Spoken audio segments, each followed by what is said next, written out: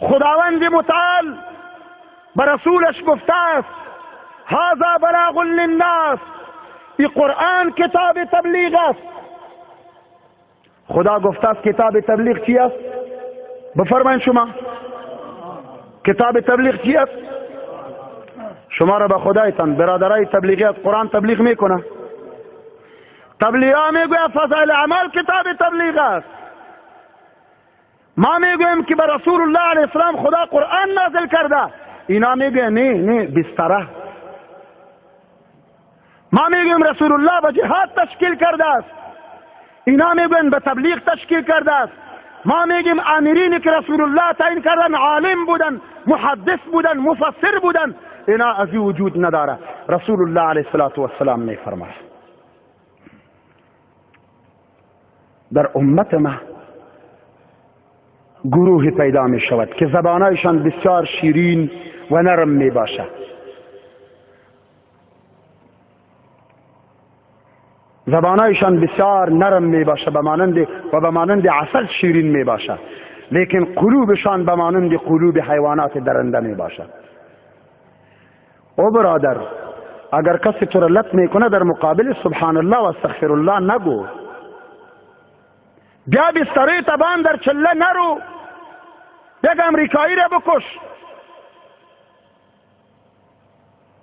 او پیسه که در او را مصرف میکنی یک معلم حقیقی را برای خود بگی، تفسیر قرآن یاد بگی. 40 سال هم اگر یک کس در تبلیغ بروه عالم شده نمیتوانه. با امرای جناب مولانا صاحب در مینا بودیم، در مکه مکرمه.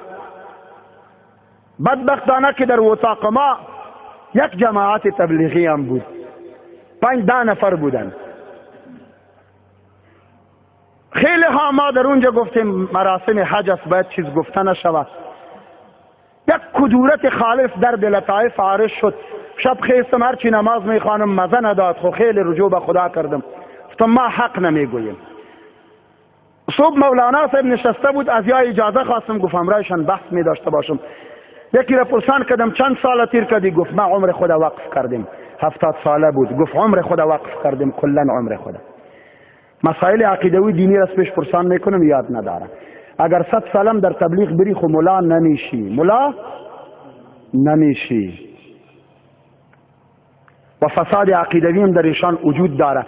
این را ما به استناد امور دینی گفتم، کدام تضادم رایشان ندارم.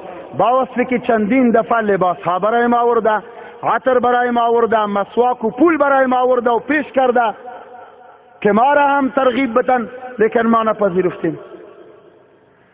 مقصد هر چیز خدا نمیکنه، هر چیز بنده میکنه، خدا پیدا میکند. در این موضوع دیگه نمیچرخیم. انشاءالله العزیز که دوستا